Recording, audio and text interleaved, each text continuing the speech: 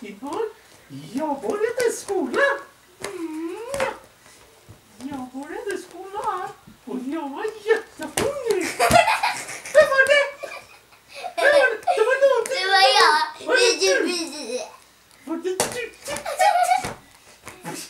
Jag ska äta upp dig. Ja, Mer själv. Hej då. men du... Säg förlåt. Så, jag var i skolan och jag var jättehungrig. Det fanns ingenting att äta.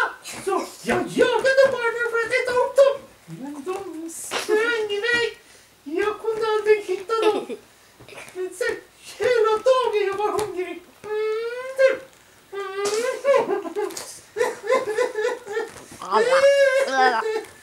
Okej, barn. Prinsessan igen. Jag ska berätta en ny historia. Hej då. Det där. Den var bra.